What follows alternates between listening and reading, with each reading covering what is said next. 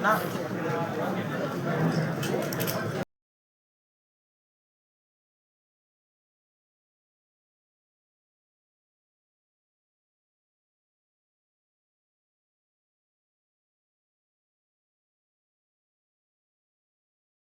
என்ன மாதிரி ஒரு ஆர்டிஸ்ட்க்கு எப்படி இருக்கும்னா, நான் ரொம்ப சைலண்டான ஆர்டிஸ்ட், எனக்கு பெரிய ஃபேன் பேஜ் அப்படிலாம் இருக்கானா அப்படிலாம் ஒன்றும் கிடையாது. பட் சைலண்டாகவே என்னை சப்போர்ட் பண்ணி பிக் பாஸ்ல ஃபைனல் டே வரைக்கும் கூட்டிட்டு வந்திருக்காங்க. ஸோ அதுக்கு ரொம்ப நன்றி. அதாவது பிக் பாஸ் எப்படி மாத்திருக்கு என்னன்னா, முன்னாடிலாம் எனக்கு வெறும் கண்டென்ட்டாக தான் தெரியும். ப்ரோ நீங்க அந்த பாட்டு அந்த அவங்க பேரே வராது, அவங்க கடைசி வரைக்கும் வராது, அவங்களே முடிஞ்சு போயிடும். பிக் பாஸ் வந்து என்ன பண்ணிருக்குன்னு பாத்தீங்கன்னா, அவங்க வீட்டுல ஒருத்தனா என்னை மாத்திருக்கு. அதாவது பிக் பாஸ்ல இருந்து வந்ததுக்கு அப்புறம் எப்படி பாத்தீங்கன்னா, அவங்க நிஜமாலேயே அந்த பவர் பிக் பாஸ் ஷோக்கு தான் இருக்குன்னு நினைக்கிறேன். நிஜமாலே அவங்க வீட்டுல ஒரு மெம்பரா தினமும் பார்த்து எனக்காக ஃபீல் பண்ணி என் கூட சிரிச்சு என் கூட அழுது என் கூட என்ஜாய் பண்ணிட்டு இருந்தாங்க. அதுக்கு ஃபர்ஸ்ட் ஆஃப் ஆல் தேங்க்யூ. ஆனா என்னன்னா, இதான் ஃபர்ஸ்ட் டைம் எனக்கு இந்த வீட்டுல ஒருத்தனா இருக்கிற ஒரு எக்ஸ்பீரியன்ஸ். வீட்டுல ஒருத்தனா இருக்கிறதுனால முன்னாடிலாம் பார்த்தா ப்ரோ எனக்கு ஒரு கண்டென்ட் ரொம்ப பிடிக்கும், உங்க கூட செல்ஃபி எடுத்துக்கலாமா, நானும் அப்பா அந்த வேலை யாரோட கூட போட்டோ எடுத்துருக்காங்க அல்பமா போய் நின்றுவேன். இப்ப அப்படிலாம் கேட்கறது நேரம் விக்ரம் ஷோ எப்படி என்ன வெயிட் போட்டீங்க, என்னடா ஸ்ட்ரைட்டா எப்படி இருக்கு, நல்லா இருக்கேன், இல்ல ஸ்ட்ரைட்டா வெயிட் போட்டு நம்ம இல்ல இங்க 2 கிலோ கம்மியெல்லாம் ஆயிடுச்சு. போய் சொல்லாதீங்க, நல்ல சாப்பாடா அப்படின்னு. ஆமா ஆமா ஆமா ஆமா. அப்புறம் அனிதா எப்படி இருக்காங்க, என்ன அனிதா நல்லா இருக்காங்க. அப்புறம் அந்த குழந்தைக்கெல்லாம் ட்ரை பண்ணீங்க, என்னாச்சு, என்ன டைரக்டா கிட்ஸ் வரைக்கும் போயிட்டீங்க. ஸோ இந்த வீட்டில் ஒருத்தன்ற இமேஜ் பார்த்தீங்கன்னா அது ரொம்ப ஒரு ரொம்ப எப்படி சொல்றது, எனக்கு ரொம்ப ஷாக்கிங்கா இருந்துச்சு. பரவாயில்ல அவங்களுக்கு என்ன இப்போ அவங்களுக்கு வெறும் விக்கல்ஸ்ன்ற ஒரு பேஜ், விக்கல்ஸ்ன்ற ஸ்டாண்டப் காமெடி ஷோ இல்லை ஒரு காமெடி ரீலா இல்லாம விக்ரம் ஒரு ஹியூமன் பீங் கூட அவங்க டிராவல் ஆரம்பிச்சிட்டாங்க. என்ன ப்ரோ என்ன பண்றீங்க, தினமும் பார்த்தோம், இப்போ மிஸ் பண்ணிட்டு இருக்கோம், என்னதான் பண்றீங்க, என்ன பேசுவாங்க, ரொம்ப உரிமை எடுத்துட்டு வந்து நிறைய பேர் சொல்லுவாங்க எனக்கு வந்து ஃபேன்ஸ்ல வந்து எனக்கு ஒரு டிஸ்டர்பன்ஸ், எனக்கெல்லாம் ரொம்ப அல்பமா எனக்கு வேணுங்க. நிஜமாலே யாராச்சும் என்னெல்லாம் தெருவில் பார்த்து தயவுசெய்து டிஸ்டர்ப் பண்ணுங்க. எனக்கெல்லாம் நல்லா ஞாபகம் இருக்கு, எங்க அப்பாலாம் நான்லாம் வந்து அவருக்கு புரியாது சோசியல் மீடியாலாம் என்ன ஏதுன்னு. பிளஸ் நான் ஹரி சிபி எல்லாரும் உட்காந்துட்டு இருக்காங்க, ஆதியும் கூட. நாங்க எல்லாரும் ஃபர்ஸ்ட் இனிஷியல் ஸ்டேஜஸ்ல எங்க பெட்ரூம்ல இருந்தா ரீல் போடுவோம். ஸோ எங்க அப்பா இன்டர்நெட்டும் பார்க்க மாட்டாரு. ஸோ அவர் பார்க்குற சீன் என்னன்னா, ஒரு 4 பசங்க தினமும் ஒரு பெட்ரூம்குள்ள இருப்பானுங்க, 8 மணி நேரம் அந்த பெட்ரூம்ல இருப்பானுங்க, சரிங்களா. கட் பண்ணா ஒரு சாயந்தரம் 3 பசங்க வெளில போயிடுவானுங்க, நான் ரொம்ப டயர்டா வெளில வருவேன். இதே தான் அவர் பார்த்துட்டே இருப்பாரு, சரிங்களா. அவருக்கு இன்னும் என்னன்னே புரியல. திடீர்னு ஒரு நாள் பார்த்தா நிலவை கொண்டு வா அந்த ரீல் நாங்க பண்ணது வந்து வைரல் ஆச்சு. வைரல்னா எப்படின்னா, அதுதான் ஃபர்ஸ்ட் டைம் நாங்க வந்து ஒரு ஆக்சுவல் வைராலிட்டியை பாக்குறோம். நிலவை கொண்டு வந்தோன்னு இப்படி எடுத்து பார்த்தா எப்படி இருந்துச்சுன்னா, நிறைய இப்படி போஸ்ட் பண்ணிட்டு அப்படின்னு பேசிட்டு இப்படி பாக்குற 10,000 வியூ இருந்துச்சு. பரவாயில்ல, ஒரு நிமிஷத்துல இவ்வளவு வியூஸ். அப்புறம் கொஞ்ச நேரம் பேசிட்டு பார்த்தோம் 1 lakh என்னது இப்படி 10. அப்புறம் பார்த்தா 1 million ஆச்சு. 1 million தாண்டி எங்கேயோ போயிடுச்சு. ஒரு பக்கம் எஸ்ஜே ஸ்டுடியோ சார் போஸ்ட் பண்ணாரு, சிம்ரன் மேம் போஸ்ட் பண்றாங்க. திடீர்னு பார்த்தா தேவா சார் எனக்கு ஃபோன் கால்ல வந்துட்டு, என்கிட்ட தம்பி ரொம்ப தேங்க்ஸ்பா, உங்களால எங்களுக்கு பப்ளிசிட்டினாங்க. நான் சத்தியமா அழுதுட்டேங்க சார். அதெல்லாம் இல்லை சார், தப்பி தொழில்நுட்பம் சொல்லிடாதீங்க, அவ்வளோ பெரிய மனசு அவருக்கு, அவரால் எங்களுக்கு பப்ளிசிட்டி. ஆனால் சத்தியமா சொல்றேன் சார், நிலவை கொண்டு வா யாருக்கு லைஃபை மாத்துச்சோ இல்லையோ, எங்களுக்கு நிஜமாலே நிலவே கொண்டு வந்துருச்சு. அந்த பாட்டு பார்த்ததுக்கு அப்புறம் சிம்ரன் மேம் தாண்டி எங்களை தான் எல்லாருக்கும் ஞாபகம் வருது. அந்த சாங் வைராலிட்டி ஆனோன்னு எங்களுக்கு என்னன்னா, அப்பதான் ஃபர்ஸ்ட் டைம் யூடியூப் மீடியால நாங்க பாக்குறோம். திடீர்னு பார்த்தா எல்லாரும் கால் பண்ணி எங்ககிட்ட இன்டர்வியூலாம் கேட்கறாங்க. நாங்க சார் இன்டர்வியூ, நாங்க 4 பேரா, நாங்க எப்படின்னா யாரு எப்ப இந்த இன்டர்வியூ நிக்கும்னு தெரியாது. அதனால எப்படின்னா, நான் ஹரி சிபி எங்க கிட்ட இருக்கிற எல்லா எடிட்டர்ஸ் எல்லாருமே உட்காந்துருவோம். நீங்க எல்லாரும் உட்காந்து எல்லா லைஃப் ஸ்டோரி சொல்லிருங்க, வீட்டுக்கு பெருசா காசு போறது இல்ல, அம்மா அப்பா கிட்ட இன்டர்வியூ காட்டி நாங்களாம் பெரிய அப்படின்னு சொல்லிக்கலான்னு. எங்க அப்பா புரியவே இல்லை. நல்ல ஞாபகம் இருக்கு, நிலவை கொண்டு வந்த வைராலிட்டி பீக் எப்படி இருக்கும்னா, டைனிங் டேபிள் ஒருத்தர்கிட்ட இன்டர்வியூ கொடுத்துட்டு இருப்போம். அங்கிருந்து பார்த்தா ஹாலில் ஒருத்தவங்க செட்டப் பண்ணிருப்பாங்க, அப்புறம் கீழே அந்த ஸ்டூடியோல இன்னொருத்தவங்க செட்டப். எங்க அப்பா புரியல, வீட்டுக்கு இவன் நயா பைசா கொடுத்தது இல்ல, இவனுக்கு இத்தனை பேர் வந்து இன்டர்வியூ எடுத்துட்டு இருக்காங்க, யார் நீ, நிஜமாலே உருப்பட்டுட்டியா லைஃப்ல அப்படின்ற சூழல் இருந்தாரு.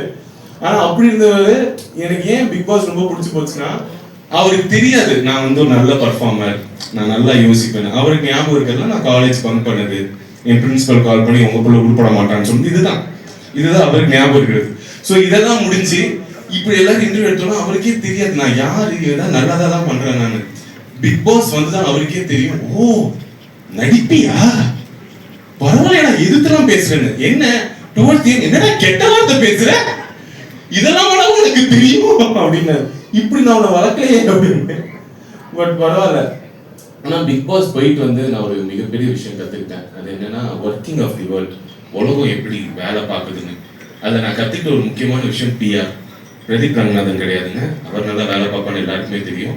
பிஆர்னா paid promotions and public relations. நான் கற்றுக்கிட்டேன்னா பிஆர் வாழ்க்கைக்கு ரொம்ப முக்கியம், கண்டிப்பாக முக்கியம். நான் எல்லாருக்கும் சொல்கிறேன், எல்லாருமே லைஃப்பில் நீங்கள் செலிபிரிட்டியோ பப்ளிக் ஃபிகர்லையோ பிஆர் வச்சுக்கோங்க. நான்லாம் முடிவு பண்ணிட்டேன் பிஆர் வச்சே தீரணும் அப்படின்ட்டு. அதாவது பெரிய விஷயங்களுக்குலாம் இல்லை, வீட்டில் நடக்கிற சண்டைகளுக்கு. இப்போ என் ஒய்ஃபோட சண்டை தெரியாதனமா எங்கள் ஒய்ஃபோட அப்பா அவன் கிடக்கிறான்னு நான் சொல்லிட்டேன்னு வச்சுக்கலாம். சாரி நான் கேட்க மாட்டேன் இப்போ. நோ, அதில் சின்ன பிள்ளைங்களுக்கு சாரி கேட்கறது கான்வர்சேஷன்லாம் நோ. நியூ வேர்ல்டு இருக்குன்னா நீங்கள் ஒரு பிஆர் ஹையர் பண்ணிடலாம். பேசிக் பேக்கேஜ்னா என் ஒய்ஃப்க்கு அவங்க மீம்ஸ் அனுப்புவாங்க, அதாவதுமா புருஷன்னா அப்படிதான் பேசுவான், இதுல என்ன இருக்கு அப்படின்னு. கொஞ்சம் அட்வான்ஸ் பேக்கேஜ்னா கமெண்ட்ஸ்ல வந்து திட்டுவாங்க, யாரும் அவங்க அப்பா, அவங்க அப்பா அப்படித்தானே கரெக்டா தானே சொல்லியிருக்காங்க. மெகா பேக்கேஜ்னா நியூஸ் சிட்டி சேனல்ல டிபேட்ல வச்சிருவாங்க. சரிங்களா? எப்படின்னா ஏமா உங்க பாரம்பரிய அப்படிதானே, இப்ப அவர் என்ன தப்பா சொல்லிட்டாரு கடைசியில என் வைஃப் கன்ஃபியூஸ் ஆகி என்கிட்ட வந்து சாரி கேட்டுருவான். ஸோ இதுதான் நான் வந்து கத்துக்கிட்டது. பட் பிஆர்லாம் பற்றி பேசும்போது இங்கே நிறைய பேச மீடியாலாம் வந்திருக்காங்க, அவங்களுக்கு இந்த விஷயம் தெரியும். இங்கே நான் இன்வைட் பண்ணி வந்த என் ஃபேன்ஸுக்கு நான் ஒரு உண்மையை சொல்லிடுறேன், இது வந்து ஒரு ஸ்டாண்டப் காம்படிஷனவே கிடையாதுங்க. சரிங்களா? நான் வந்து ஒரு படம் பண்ணுறேன்.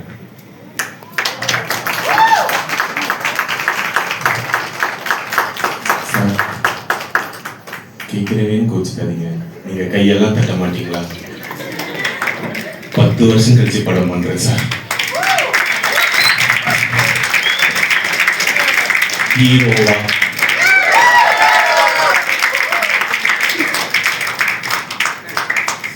லைட்டானாச்சு சிரிங்க சார். எனக்கே வருத்தமா இருக்கு, படம் பண்றேன்னா அங்க சிரிக்கிறான்னு திரும்ப எப்படி ரிலீஸ் ஆகுது நான் பாக்குறேன்ற மாதிரி பார்த்துட்டு சார். ஸோ அந்த படத்தோட டைட்டில் ரிவீல் தான் நம்ம இன்னைக்கு பண்ண போறோம். என்ன பியூட்டி, கை தட்டலாம் மேடம், தப்பு மேடம், நீங்க தான் கியூல இருக்கீங்க மேடம். என்னன்னா பொதுவாக நானும் இந்த ஆடியோ லான்ச் ஃபங்க்ஷன்ஸ் இதெல்லாம் பார்ப்பேன். யூஸ்வலாக வந்து ஃபிலிம் க்ரூ வருவாங்க, ஹீரோ பற்றி டேரக்டர் புகழ்ந்து பேசுவார், அப்புறம் டேரக்டரை பற்றி ஹீரோ புகழ்ந்து பேசுவார். என் டேரக்டருக்கே என்ன ஒரு 3 வாரமாக தான் தெரியும். சரிங்களா? எனக்கும் அவர் அவ்வளோ நாள் தான் தெரியும். ஸ்கிரிப்ட் நல்லா இருக்குன்னு நாங்கள் படம் பண்ண போகிறோம், இதுதான் உண்மை.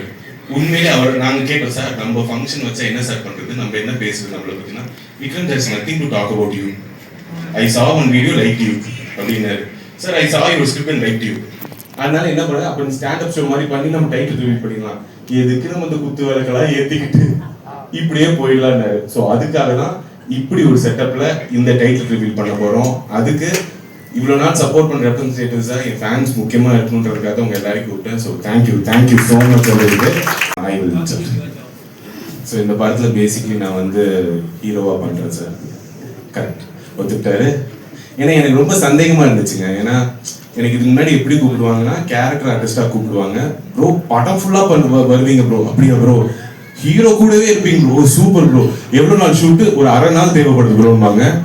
அப்புறம் அதுக்கு நான் பேமெண்ட் சொன்னேன்னா போய் கேட்டு ப்ரோ அவ்வளோ தர முடியாதுன்பாங்க. ஸோ திடீர்னு பிக் பாஸ் விட்டு வந்தோடனே இவங்க ஹீரோவா நீங்கள் தான் பண்ணணும், லீடாக பண்ணணும்னு மெசேஜ் அனுப்பிச்சாங்க. சூப்பராக இன்ஸ்டாகிராமில். சரிங்களா?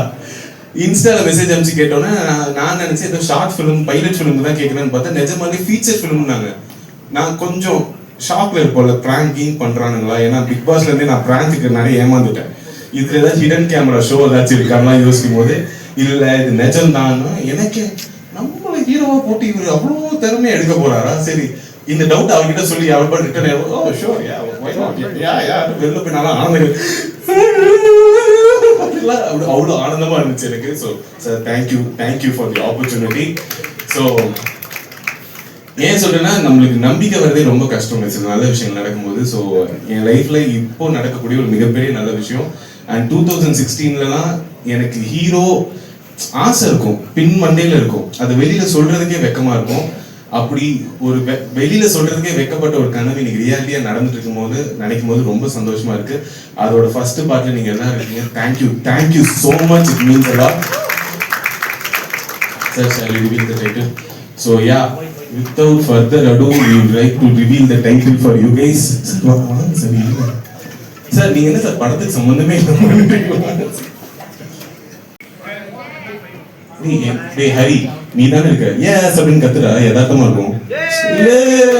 Okay, let's give it a count of 3 2 1.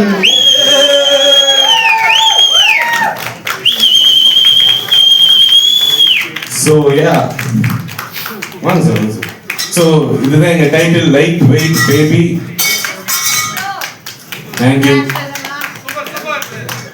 Thank you so much.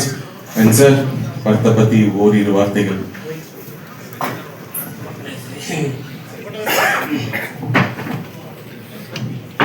Lightweight baby. Actually, I'm from Bangalore. I understand Tamil very well, but speaking is a little bit problem. So don't mind, I speak in English. The lightweight baby, as you can see, it is the imbalance in the life. One side you have, lightweight, another side you have heavyweight. So that is about the movie. Once the movie gets released, you will know what is the movie about. So மூவில இப்போ நான் இதை சொல்லும் போது தான் உங்களுக்கு தெரியும் என்னையே இவர் ஹீரோவை சூஸ் பண்ணாருன்னு. மூவியோட ஸ்டோரி பார்த்தீங்கன்னா அதை நீங்கள் நல்லா பாருங்க. ஒரு மைக் இருக்கு, ஒரு ஸ்டாண்ட் இருக்கு, அப்புறமா வெயிட்ஸ் இருக்கு. So it's a love story between a aspiring stand up comedian and female body builder. Interesting இருக்குங்களா? அதனால தான் நான் இந்த படத்துல ஹீரோவா இருக்கேன். ஸோ என்ன எங்க டைட்டிலை விட எங்க படத்துல ரொம்ப இன்ட்ரெஸ்டிங்கான பார்ட் யாருன்னு பாத்தீங்கன்னா எங்களோட பியூட்டிஃபுல் அண்ட் ஸ்ட்ராங் ஹீரோயின் தான். Sir, shall we call Aarthi Krishna. எல்லாரும் ஸ்டேஜ்ல ஏறி நர்வஸ் இருக்கிறது பாப்பீங்க. இவங்க இந்த பில்டிங் படி ஏறும்போதே நர்வஸ் ஆயிட்டாங்க. So please give it up for Aarthi. This is our first film.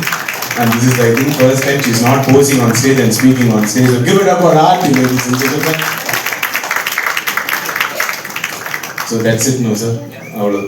இவ்வளோ தாங்க மேட்டர். இதுக்கு தான் உங்க எல்லாரையும் நாங்கள் கூப்பிட்டோம். தேங்க்யூ ஸோ மச் வந்ததுக்கு.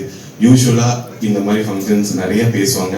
எங்களுக்கு பேசுறதுக்கு இனிமேல் செய்து காட்டி விட்டு வந்து பேசுகிறோம். எனக்கு இருந்த 4 PR தான் நான் பிக் பாஸ் எடுக்கும்போது. ஸோ அவங்க நான் என்ன சொன்னாலும் கை தட்டுவாங்க. நீங்கள் எல்லாரும் கோவப்படாதீங்க sir. So yeah, thank you guys, thank you வந்ததுக்கு தேங்க்யூ ஸோ மச். வாங்க, இது எதுவும் பண்ண முடியாது.